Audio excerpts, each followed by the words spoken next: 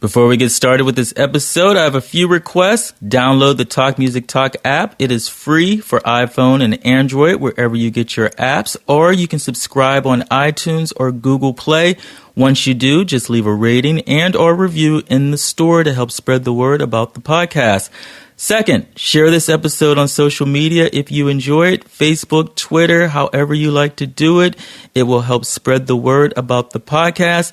And finally, I am in the process of acquiring advertisers and sponsors, and I need your help. Just take a quick survey on my website at talkmusictalk.com/survey. Should take you 30 seconds or less, and it will be greatly appreciated. And now for today's show. Hello there. Welcome to another episode of Talk Music Talk with Boyce. I am Boyce. This is my music podcast. Talk Music Talk is a weekly music interview podcast where I have long-form conversations with people who are connected to music from different genres and backgrounds, emerging, established, musicians, singers, songwriters, music therapists, and music journalists. And on this very special episode, 119, well, you know what? They are all special to me, but this one is special. It's a part of a special 5 shows. In case you don't know, it is Women's History Month. For this month, the month of March, I am having 5 dynamic women who are connected to music. I've already had on episode 117 Husbandry lead singer Karina Zachary, this amazing post-hardcore band, and she's just this incredible singer. 118, I had Halfwave, Nandi Rose Plunkett's experimental pop project. Coming up later this month, I got Susie Analog. She is a singer and a beat maker, runs her own label, which is called Never Normal, and also a conversation with Madison Murphy. She has her own label also. It's called Puppy Teeth Records, and they have a new compilation out called Good Friends Volume 2, and all the money, all the proceeds go to ACLU and Planned Parenthood. So that's what I got planned for you for Women's History Month. Excellent reason to subscribe. And on this very special episode, part of 5 other very special episodes, 119, my conversation with Amy León, poet, singer, songwriter, so much more, which kicks off the conversation. In a word, her voice is singular, just this unique vision. She's currently based in Brooklyn, originally from Harlem, a shy kid growing up in Harlem, grew up in the foster care system, a survivor of abuse. She came out of her shell with a high school theater company, attended NYU for drama, the experimental wing. She has focused primarily on poetry and performance, acting, that type of thing. And then she came into music and singing like really recently, 3 years ago recent, which resulted in her beautiful debut, which came out last year, called Something Melancholy. We talk about the making of that album, her songwriting process. We also talk about how she stays motivated by nature, being free in her art, using her art to inspire and also for social justice. After the conversation, you will hear 2 songs from Something Melancholy, Strange Grace and Burning in Birmingham, right after we talk. And extra special thanks to Amy for doing this interview because she had a back injury, so she is reclining in bed with a microphone in her lap as we had the conversation. So big up to her for being such a trooper and not canceling out. Here it is, without further ado, my conversation with Amy León on Talk Music Talk. Enjoy. Okay, so you musician, right? Poetry, educator. I'm taking this from your website. Activist, I would add too. Would you say activist? Yeah. Okay. So I'm curious though about the poetry. When did that start? When was your introduction to poetry? When I was young, I was in 2nd grade and there was a poetry contest for the New York Times. And I applied and I wrote about the color purple, not the movie or the film or the book. Okay. Like the actual color. Okay. And I won 2nd place. And then they gave me like a gift bag filled with kids' poetry books and a new journal. And And so I kept writing, and all my teachers encouraged it in my elementary school. And then I kept doing it. And then I like joined this slam community when I was like 16. But I got kind of scared of that. So then I retreated a little bit, kept writing, and was doing a lot of self-produced work with MCC, which is a theater company for high school students. And so I focused a lot on poetry there, and then started slamming again when I was in college. Okay. And when was the contest? How were you in the contest? It was just a poetry contest. Okay. Huh? How old were you? I was in second grade, so maybe I was 8. I'm horrible with ages and grades. 7, 6, 5, you can 4, tell 3, me 2, any 1. age. I don't know. But I was in elementary school. Okay. So it was elementary school. What was it about the color purple that was so important to write an entire poem about I barely remember it, but it was like, I don't know. And it was something about the color purple that I loved, and the sky, and like the birds. I don't remember. I'll have to find it eventually so I can like be cool. Like, oh, I have my first poem. Yeah, I reference it. Yeah. So, did you were doing a lot of writing? Okay. And how did you, like, were there anybody you were looking to or knew about that was a writer? When I was younger? Yeah. I mean, I remember the first time.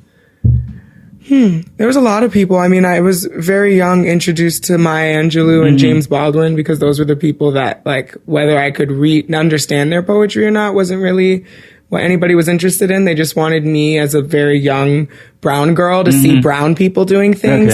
And I think that kind of dwindled out as my education got, thicker.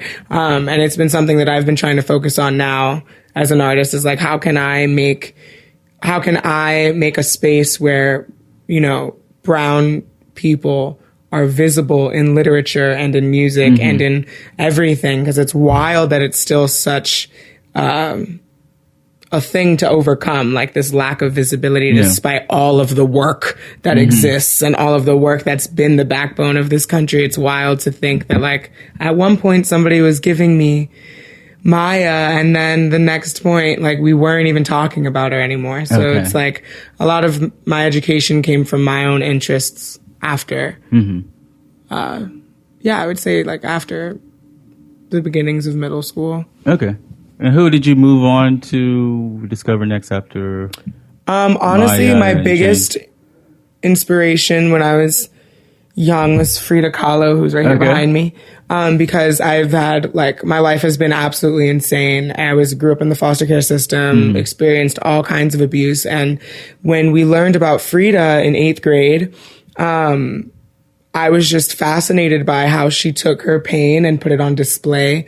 And it was always a self-portrait analyzing whatever it was that she was going on, whether it was with her own body or with, the political climate in Mexico and America. And so it was like, oh my goodness, wow, like people allow themselves to be that vulnerable. And as you can see, she's here. There's and I have several other trinkets. Portrait behind her. Several other Frida items. But I started focusing a lot on her visuals and like trying to paint like her and then writing to her pieces. And then I would say I fell into Toni Morrison and Harry Potter. And Harry Potter was super important too, because I really loved the films first. And then my best friend forced me to read all the books. Okay. She dared me that I couldn't do it, and I did. Was there 6 now? There's 7. 7? But yeah, just like this idea of fantasy and creating something else, because I was in this theater company in high school where everything we did was very self-analytical and bringing our culture into the room, because most of the time it was probably the most diverse thing going on off Broadway was us, us kids from the 5 boroughs who actually are from here and have seen the change. So everything was super, like, has always been super specific to my experience as a person. And like seeing, the world of witchcraft and stuff like that. It was like super exciting to think that our fantasies can become, a little bit tangible. Like, also my mother, she practiced brujeria. Okay, and so that? It's witchcraft. Okay. It's a very,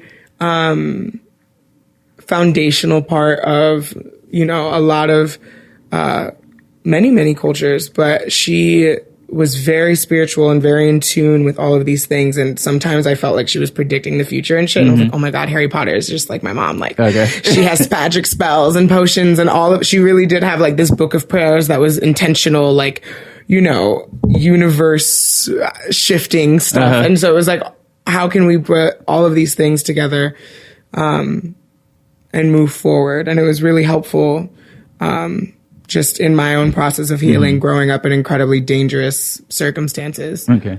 So I'm interested about the witchcraft. Is that something that we just hear and like have a negative connotation to it, but it may not necessarily be? I mean, I think there's different kinds. I think, I don't know very much outside of Santeria, and I barely know about that. All I know is that we had an elegua, which is a small rock under our sink filled in a little tub of water. Whenever anyone was sick, she would have like a prayer over us. She did have a Ouija board and would talk to her dead siblings and her husband. And she really, I mean, I think it's just a passionate understanding of the universe to me, and like knowing that, you know, with our will, we can do so much is what I understand from it. And like, yes, there's this whole specific lifestyle that I don't really know much about, but my mother very much led. Okay. But I think I don't knock anything until I read about it. You know what I mean? Like, I've heard a lot of, you know, people associate witchcraft with like satanic worship and stuff like that. And I think that there's definitely that, but like, I don't know. You can use it in the other direction. Yeah. I mean, and do what you want to do, man. Like, just don't hurt me or anyone else, please. Like, You mentioned in the program about it was very self-analytical, right? Was that something that came easy for you to drop into that, or did you have to learn? I was super shy when I was younger, and I think that was definitely like just me trying to understand how much responsibility I personally had in making sure that I could go to college and do all these things. I was very shy when I joined, and that quickly fled because I met so many other people who were like me or who had experienced similar things. And suddenly we were in a place where we could talk about it, and it wasn't like this daunting thing. It just was, you know? And so it became MCC was a really beautiful introduction to what it was to be vulnerable and comfortable with yourself. It became much easier. I would say the first year I was definitely shy, not trying to make friends, but the friends made me. And so, you know, and then we're still friends today. We still write. A lot of them are still theater makers. And so it's just nice that like we cultivated this very serious community of understanding, and we're able to help each other navigate the things that we were sharing. Oh, okay. How long was that program? I was in it started in 2008. I was in it for maybe 3 years, 4 years, because then I got to college and I was like, deuces. Okay. Like you do, it's like for high school students, and then the first year, and then they have a great alumni program where everybody stays in touch and goes sees plays and stuff. But you were good at some point. Yeah. Where are you from? I'm from Harlem. Okay. Harlem. What was that like? What was it like growing up in Harlem? It was great. I mean, a lot of the things that people tend to be afraid of were actually happening. There was a lot of gun violence, a lot of drug wars, a lot of that. But like growing up there, none of it felt as violent as it was until somebody died. You know what I mean? Okay. It was like, okay, this is happening, but this is the way we live our lives. I lived like 3 blocks from my high school, which was also my middle school, across the street from my elementary school, across the street from Central Park. Like everything was super close. We were our own community. And yeah, I loved it there. I was one of the first people to go to college, and no one ever lets me forget that. Okay. Like if I come back to the back, oh, you still in school? I'm like, no, I graduated years ago, but I'm glad that you know that I did it, because I feel like there's this huge case of immobility that is put on, you know, more impoverished communities. And I think that when you can see just one person doing something else or moving out of the block. Not that you should or you have to, but knowing that you can, I think, changes the way everything happens.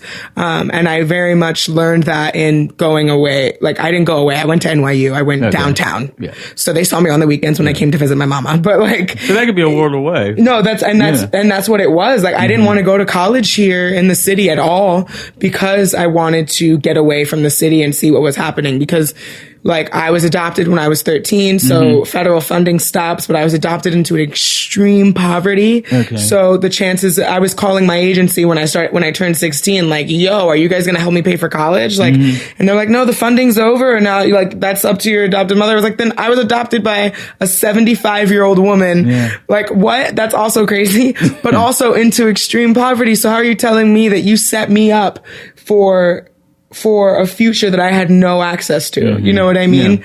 And so, I mean, I fought my ass off to like, thank goodness I went to a really good high school, called the Young Women's Leadership. It was an all girls school in Harlem, and they're great. And they were like putting college in our brains since we were in 7th grade. And I was like, yeah, I want to go, like, whatever. But, once I realized that like I had to go, I was like, oh, okay, I gotta make sure that I can get this done. And I got like a really good scholarship from NYU, but no help from the systems that put me in the situation that I was in. So it was like, okay, like I'm discouraged. Like, so many people have had this moment and they went the other direction and didn't further their education, didn't fight for themselves, didn't do these things. And like, I just got so frustrated with that understanding that I made sure that that was not my case. But yeah. What was it about you when so many people say around you aren't looking towards a future in college that you were able to see that? Was it just the program or a way out?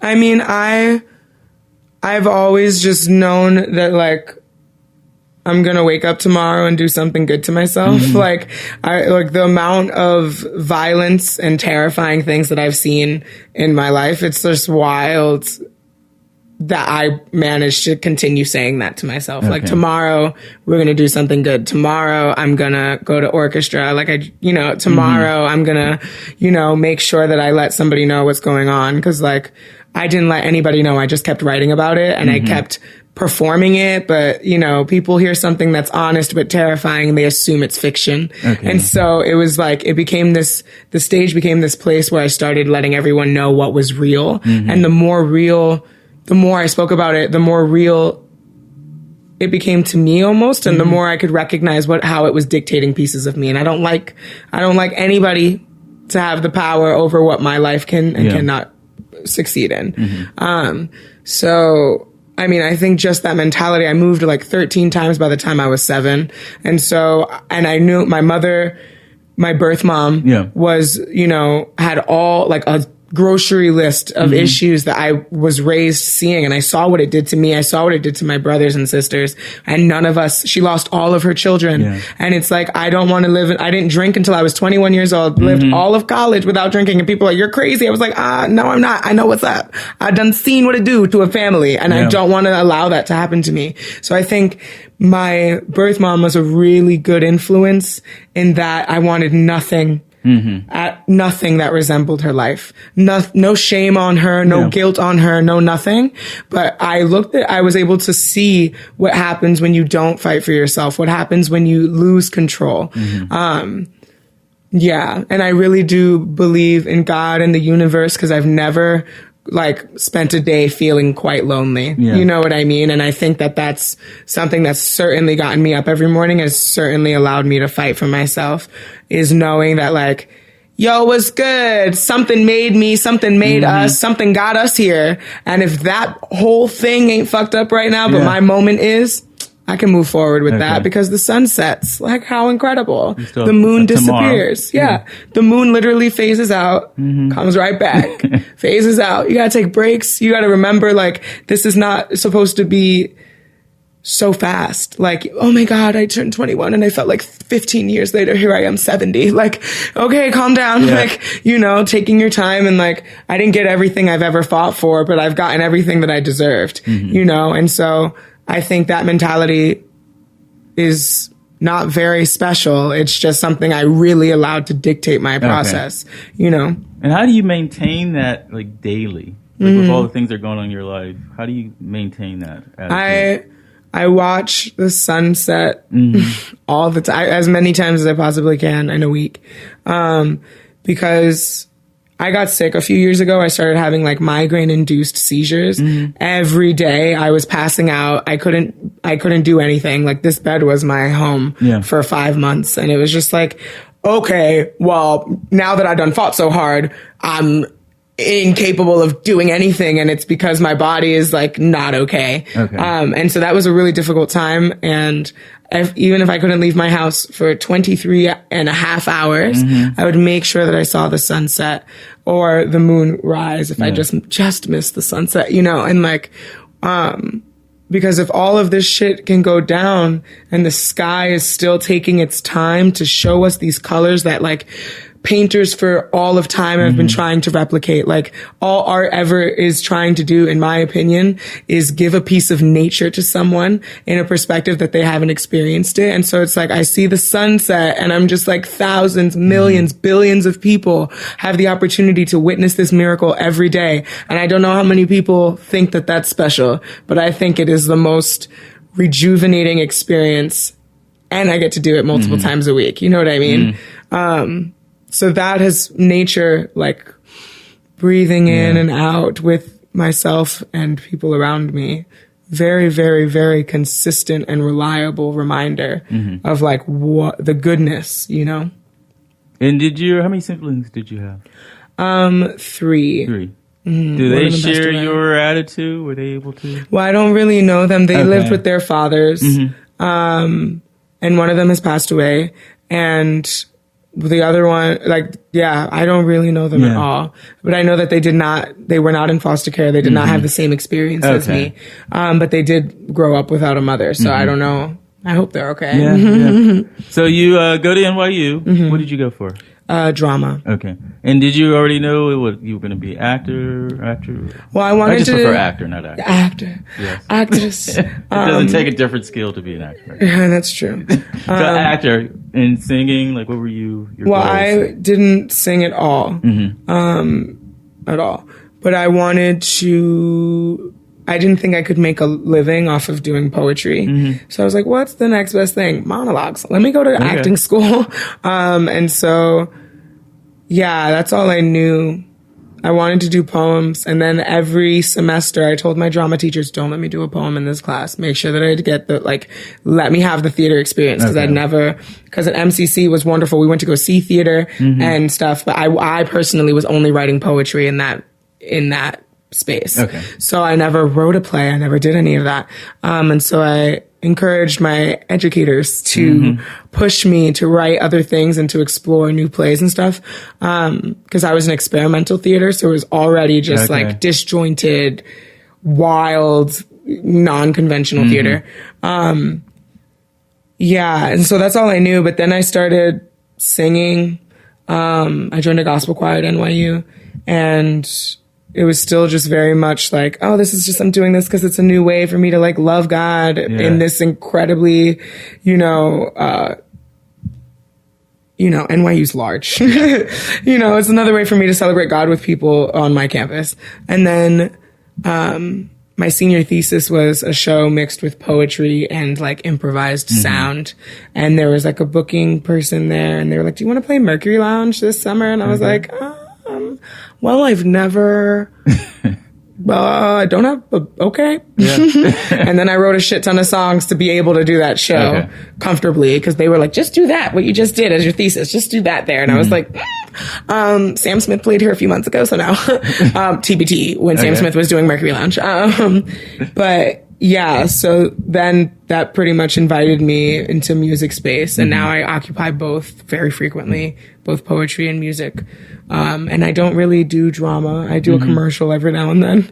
But the theater that is available is not very much theater that I'm interested in making. I'm tired of being like the sad Black woman who lost her son or her cousin or her brother or her lover. It's always that. And it's just like, I literally was raised that way. And if you want me to tell a story that's like that, but a white man wrote it, 0% chance. But also, if you want me to tell this story, I might as well just tell my own and find the ways that I'm interested in doing it. And so that's hence all my music and all my poems are still very, very closely tied to my experience as a person, because I think honest interpretations of one's life, especially for women of color who are constantly silenced and forgotten. You need to know what happened to me from me, not from anyone else.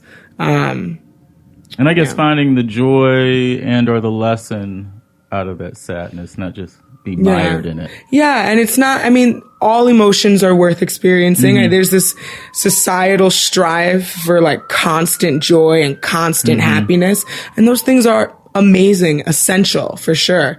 But there is absolutely nothing wrong with sadness or anger. The suppression of those emotions is what leads to violence. So it's like, I know that I need to have conversations whenever I'm feeling anything so that I don't become the kind of person who buries parts of myself away and then releases that energy in an incredibly negative and violent way, which is often what happens. Like, I don't want to misunderstand myself, you know, or be afraid of myself. And I think that's one of the main things we're taught is like, even if you're upset, put a smile on, you know, and it's like, maybe I shouldn't. Maybe I should let you know when I need a moment instead of trying to always be here for you. I got to be here for myself. And we're not taught to do that. It's called selfish. And I don't think there's anything wrong with being selfish. I have to care about me before I can care about you so that I treat you better. You know, what? Like, if I love, my favorite thing, I had this debate quite a few times. Love your neighbor as you love yourself.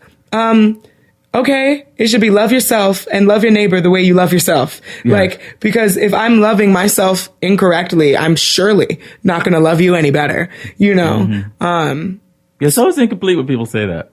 Like you can't, how can I treat someone else properly if I'm not doing it for myself? And if I've never been given the opportunity to know that I can take time to learn how to love myself and learn how to be good to me and learn how to put me first. Like, you have to be first, and then everyone else can rightfully come second.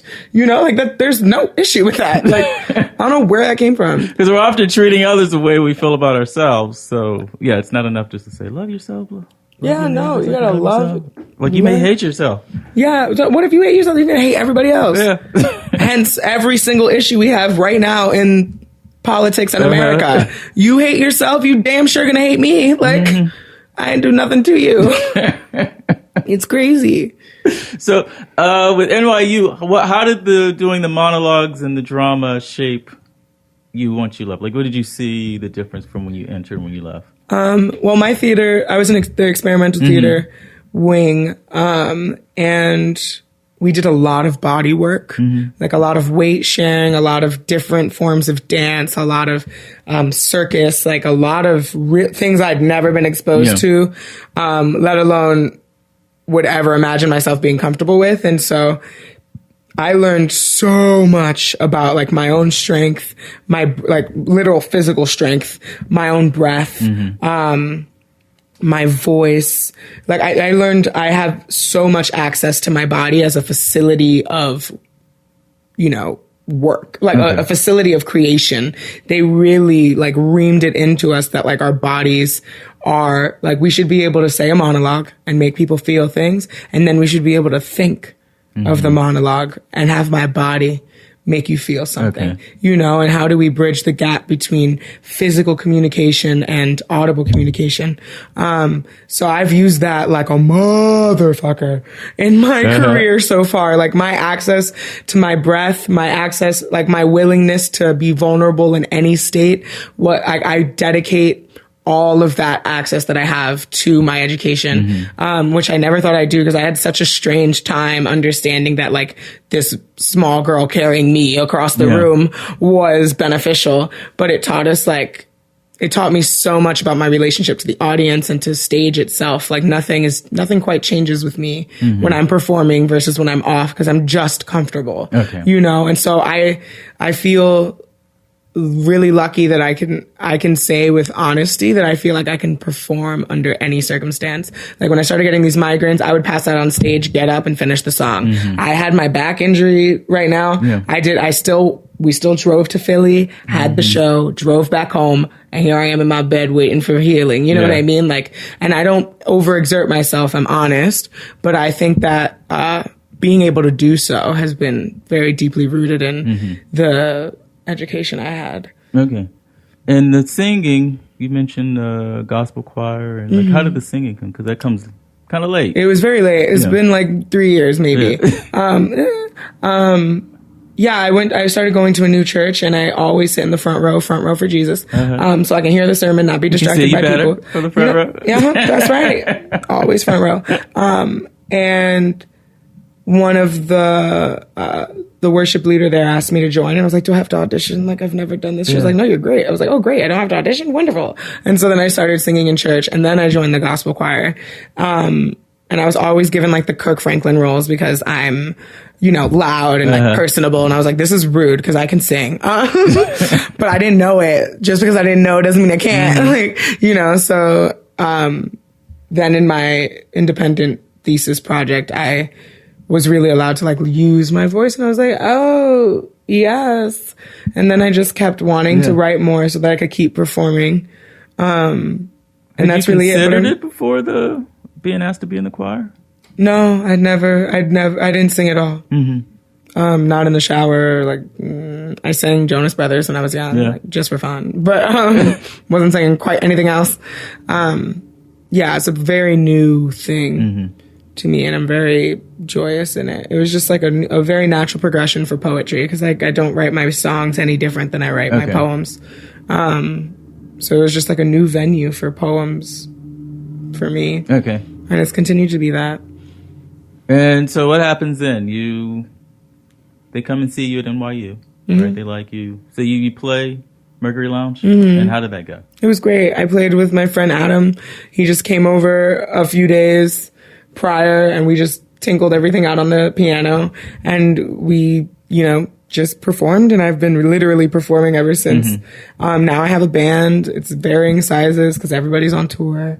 And we just kept quite going, and like, I still do a lot of things at once. Like, I have this album out, but now I'm a part of a new duo, and I'm going to give a keynote at Amnesty International about bringing social justice into the classroom. And like, I bring social justice into the classroom, teach kids how to end violence through self-expression, because I think, again, back to this, like, if you learn that expressing yourself is not negative, is invited, actually, you can arrive with an eased heart and not be, maybe less violence. That's my like trajectory. Okay. So I'm always doing poems. I'm always teaching workshops. I'm always singing. So it's just like, I've never had to give up any of my passions, really, which is awesome. How do you write your music? My music? There's been exposing myself to all of this performance and seeing all of my friends all the time perform. I've really come to have a much wider process. Like, it used to be that I would just improvise with whoever was there around, and whatever I liked from the improv, I would keep. Okay. And then I bought myself a keyboard, and I would just play whatever. I don't know how to play piano, but I would just, what is this? And then write songs, and then share them with my band. And then they would bring their own life as experts in their own instrument to the table. And recently, it's morphed again. Like, I keep having so many melodies in my head. I have thousands of voice notes on my phone. And a lot of them are a cappella. And so just last week we had 2 writing sessions, me and the band, and I showed them like these a cappella melodies that I made when I was walking my dog. And you just hear the whole street, and I'm like, wah-da-da-ba-da-da-ba, and they're like, oh yes. And so it was just so exciting to like have something that was just the instrument that I'm becoming an expert in, and being able to share that with them rather than having all these different reference points. But I'm looking into like really learning piano. And I'm learning how to use Ableton right now, which is like this software and I've made a few songs on it completely by myself, which is shocking because I'm like, there's the drum, there's the I recorded piano, oh my God, you know, and I shared those with my band and they were like, who made those with you? And I was like, me, it was me. So it's always just a purge in some direction, whether it's like me improvising with myself with the band or just a cappella. And poetry is, I don't really edit my work. I just write it. I'm very interested in the moment. I don't know if that was always the case, but since I got sick, like I'm really just interested in right now because an hour ago I was probably on my deathbed and right now I'm okay. So I'm really just interested in right now, not about how I'm going to feel about it tomorrow. And I think that's a very specific behavior that's not often looked at in a positive light because people are like, you should really like, you know, what about craft and stuff? I was like, I trust my natural instinct with words. Thank you. I'm educated. I did not read. I did not do this. Like I trust myself. And as I, you know, continue to read more and continue to take more, you know, workshops myself, like, of course, all these other things are going to come up and I may start editing at some point, but I really appreciate where I'm at right now and appreciating who I am when I've written, you know, and things change. I don't mind that things ever change. Like I'll write a poem. I have poems that I've had for 5 years that I do at slams and everybody knows them. And I'll add a line, drop one. I don't care. Like this is about where I'm at right now. That line no longer rings true today. And tomorrow it might. Same with the music. I tell my band, like they're incredibly jazz trained, very specific, you know, and we had to learn together how to unravel because I'm not interested in sounding how I did yesterday. I don't know my voice yet. I don't know what my whole facility is capable of because I've been doing it for so few times, like for such little time. And like, I haven't had any, vocal lessons or anything outside of what we were doing in drama school, which was very different. So I found out that I could hit a whistle tone during an improv with my band. If you were playing the exact same thing we played yesterday, I would have never found that in myself, you know? And then they start finding all these different parts of themselves that they're accessing because we're accessing together. It's like a huge, I feel very spiritual when I perform because I release myself and I don't have time to put restraints on that. But yeah, that's how I look at all of my work is very free, very matter of fact, very right now. And how what was the path to making the album Something Melancholy, which came out late last year? Yeah. It was, I had a few songs. I was like, we've been performing these songs for quite a while now. We should probably make an album. Not an album. I was thinking of an EP. And then I realized that album, EP, it just depends how long the songs are. Yeah. It's like you can put out a Erykah Badu made an hour-long EP. That's what I know. It's like, okay, we can decide. But yeah, we were, you know, there was no rush on it because nobody was, there just wasn't a rush on it. And then my mother was diagnosed with cancer. And I was like, what is going on? Like, and I quit my job. I was teaching at a school in Brooklyn, like workshops a few times a week. And so I quit that to take care of her and I started spending all this time with her. And then I wasn't looking at the album and I wasn't doing any of these things, but all I wanted to do was share with her like the music that we made, but she was too sick to ever come to a show. And so it was like, oh my God, how do I do this? And so, when she passed away, I immediately let everybody, she passed away worrying about me because I kept having seizures in front of her while she was in the hospital. And she was just like, oh my God, please don't die before me. I was like, girl, I'm not going nowhere.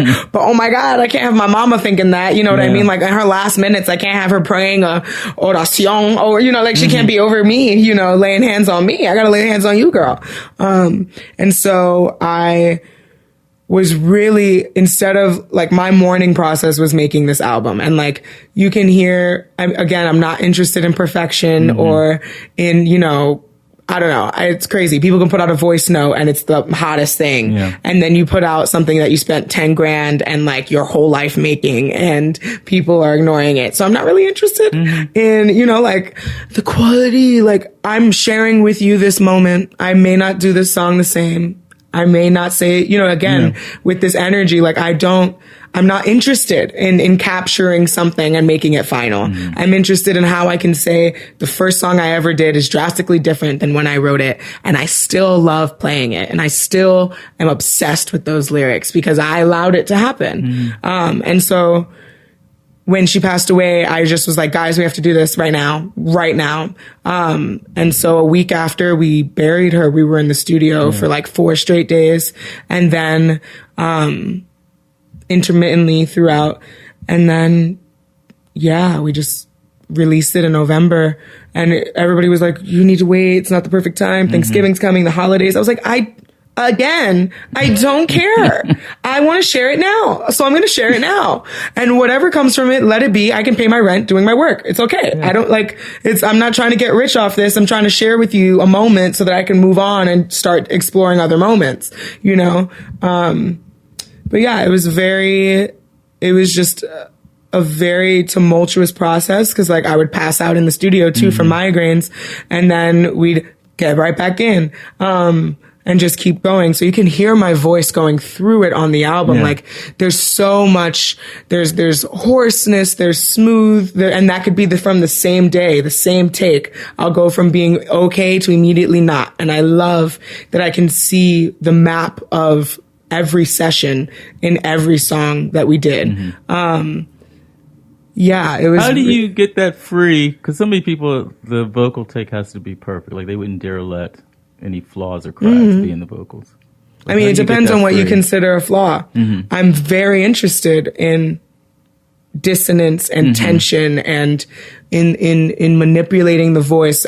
That's also something that I got from, studying theater. Like, what happens when I change my voice like this? Yeah. What do I imply? What am I doing? Like, I'm very intentional with the expectations that I have from my voice, but it's almost zero. You know what I mean? Like, whatever arrives, I am joyous in. This is who I am right now. Please sit with me, watch her, So your video, Burning in Birmingham. Beautiful. Thank you. And you came up with the treatment for it, or how did that work? I was like, I want visuals. I have a visual for my first song, Chasing, and that like came about super quickly. I have a very good community of creators around me at all times. And I was like, well, of the songs I have, I want to make this one. Yeah. And so Burning in Birmingham was written after I watched the What Happened, Miss Simone, on Netflix about Nina. And Nina was like, it's burning in Birmingham, burning in Birmingham. And then they had all this footage and I was like, Jesus Christ, like, so then, of course, I refreshed my memory. Like, I knew what it was. Everybody knows. They don't, which is shocking. So that's also half of my work, is making sure that people don't ever come to me without knowing my history. Like, you're wild. But I was like, let me look up more information. And I found out that one of the girls, survived. They always talk about the 4 little girls, but there was a 5th little girl in the bathroom, and she lost her best friends and her sister that day and her right eye. And she's still alive, living in Birmingham, chilling. Not really quite, but living her life. And I started thinking about, whoa, like those 4 little girls died. Martin Luther King was at their funeral, but Sarah, the 5th little girl, wasn't even at the funeral because she was still in the hospital. Okay. She's still paying medical bills today. And I was like, she's still paying today for something that the KKK did to her in the 63.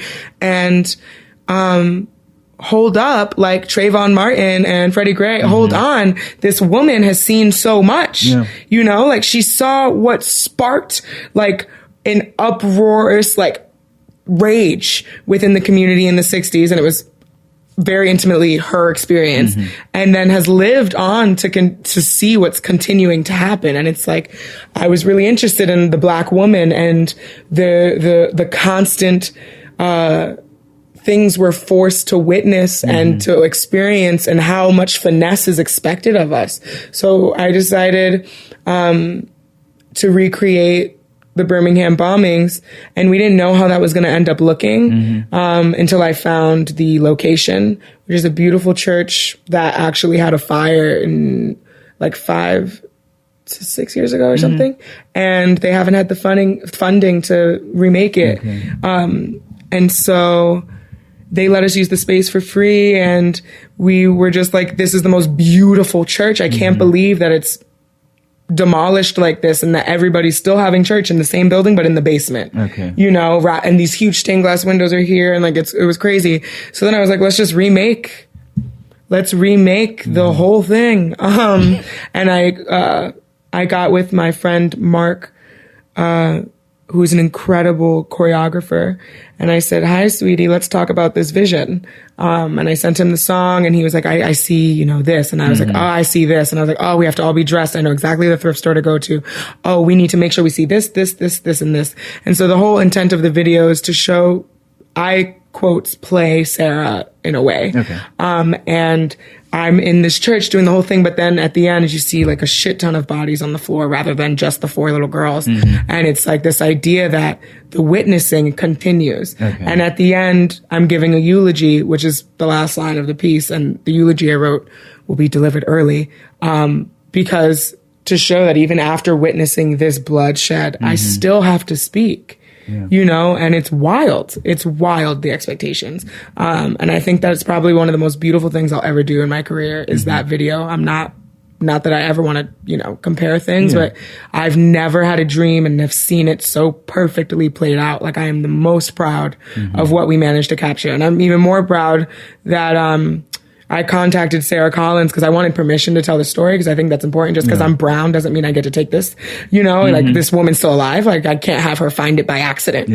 So I emailed her, and she was like, you absolutely have permission. Really? Thank you for the song. And then I sent her the video and she was just like, thank you. Very brief, but I was very joyous to know that, like, I've been given permission to, retell this history, you know, rather than, you know, even though it's a part of who I am and my history and I was raised on this knowledge, it doesn't mean that respect isn't required for taking it, you know, for making it, recreating it. That was beautiful. Thank you. Who was the director? Me and my friend Tyler. Okay. Yeah, we did it very much together. Okay. And you have, by the time this airs, you will have a new video, right? Yeah, Strange my next Grace? video. Okay. Can you talk about that? Yeah. Strange Grace is wild. I can show it to you after. But again, that song was written in the studio. I was singing Amazing Grace and somehow the words transferred into Strange Fruit. And I was like, oh shit, this is the relationship we got to America. You know, a wretch like me hanging from the poplar tree. That's crazy. Like, wow. And so I wrote the song. And I really wanted to have, you know, the opportunity to show our strength despite how tumultuous, the political climate continues to be. And I think that the video really does a good job of showing Black love and, Black fight and what's happening without ever being specific. So it leaves room for all of it. And it's really beautiful. My friend Matthew Puccini is a darling mind. Like, I love when I can share something with someone and know that they'll meet me with respect and leave room for every opinion I could possibly have while still, like, making space for direction. You know what I mean? And it's really hard, not hard, but, people always are like, oh, you have a white band. You have, like, how do you talk about all these heavy things with, like, white?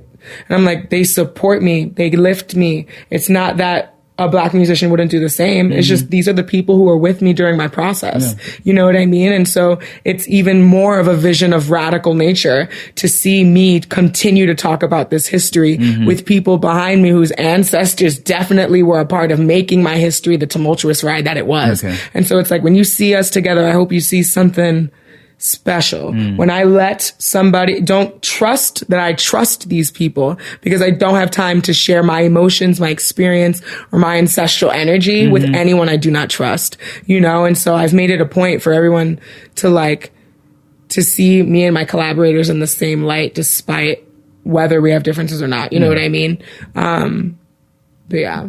Beautiful. I'm looking forward to seeing it. I can't wait to show you. I can't wait for people to have it. I'm so excited. And what would you say? What do you want people to walk away from when they see your work or feel? Hopefully, just some kind of a reminder that that their stories are powerful and that their stories should be heard. Mm-hmm.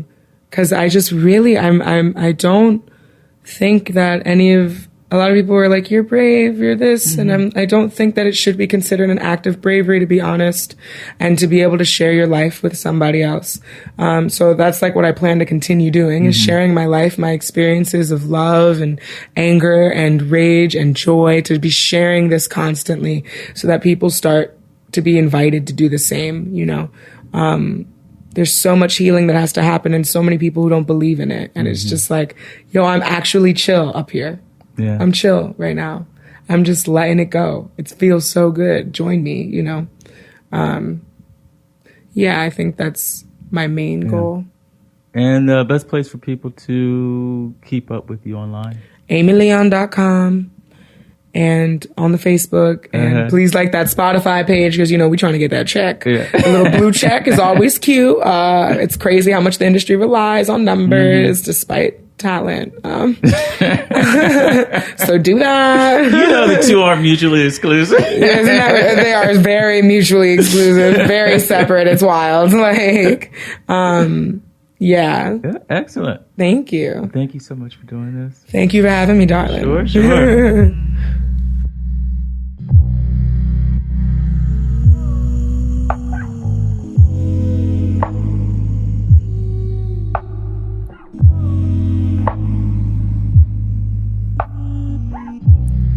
Look at what the Lord has made from his children. Don't deny you're from Abraham. Lincoln didn't free the slaves. I'm still wondering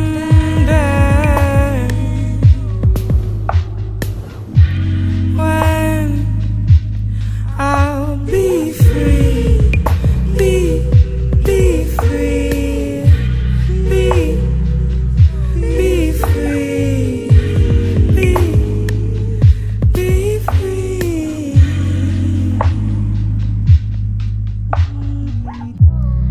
I am not my own. Didn't you know? Ancestral bones rising from the middle, cutting down trees, no oxygen, less swing. Trying to hear the black bodies breathe. All I hear are the cage birds singing.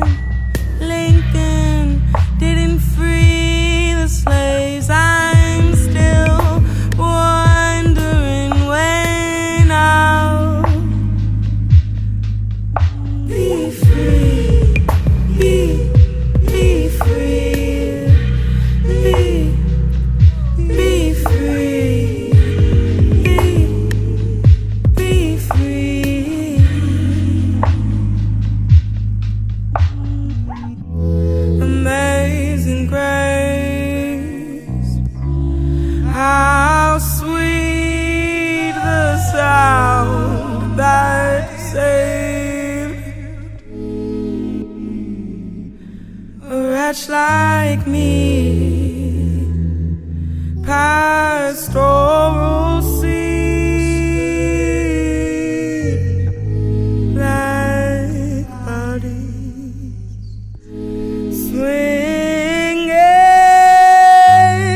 from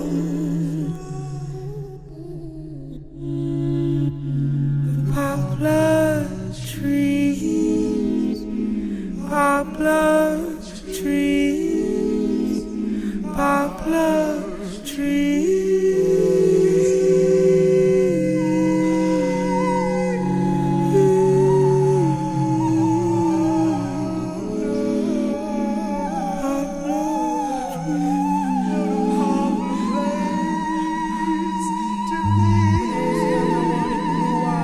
Just like my mind, 'cause there's some things that don't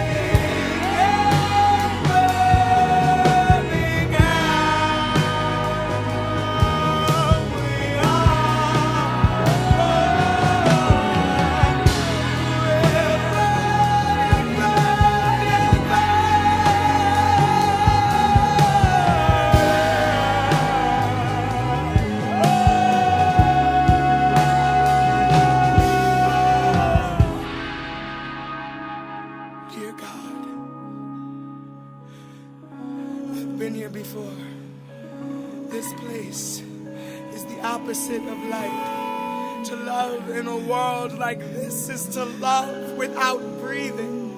Sometimes I love without breathing. You know, I heard somewhere that black women are impossible to love. Most likely to lead a single life, unmarried.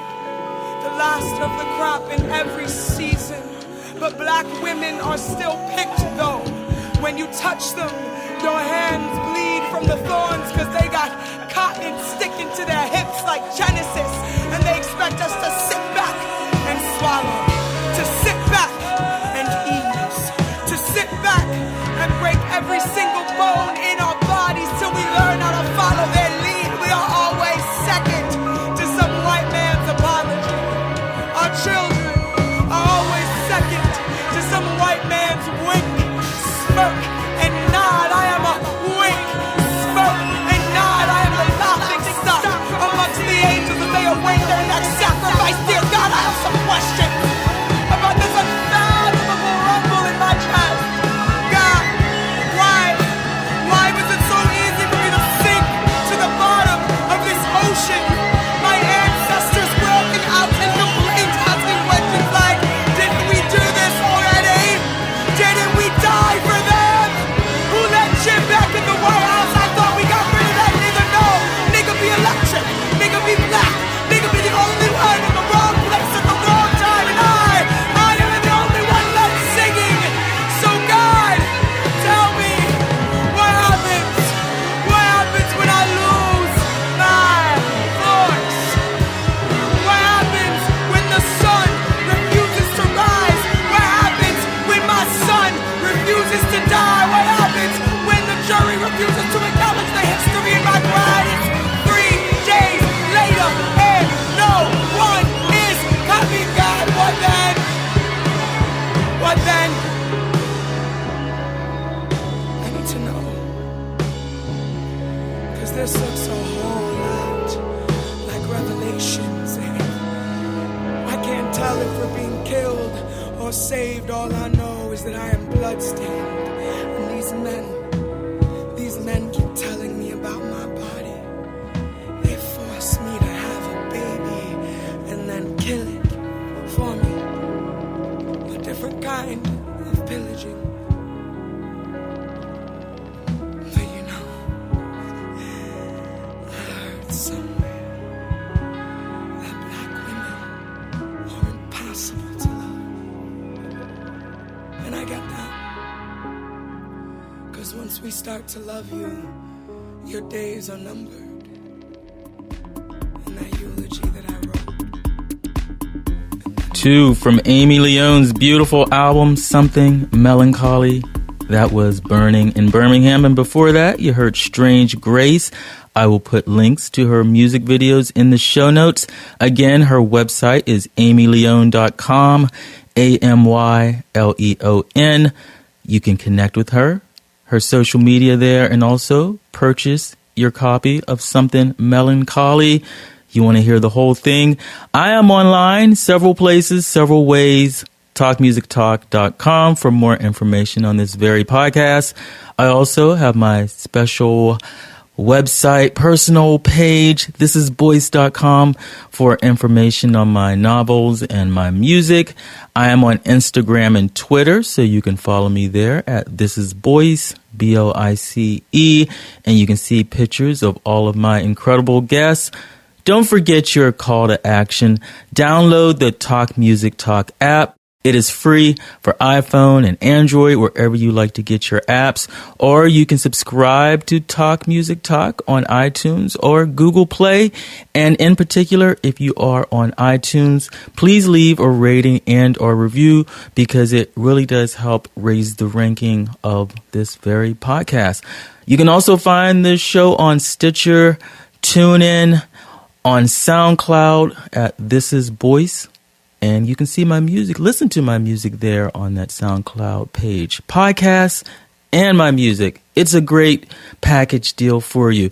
And Once you subscribe or download the app, I have a back catalog suggestion for you.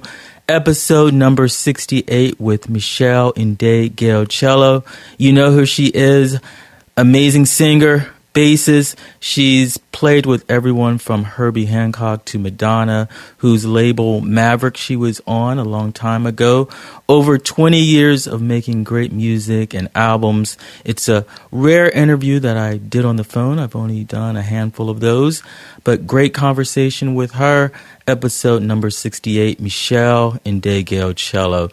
Thank you so much for listening. I truly appreciate it. Till next time, and there will be a next time. This one's for you, Liz.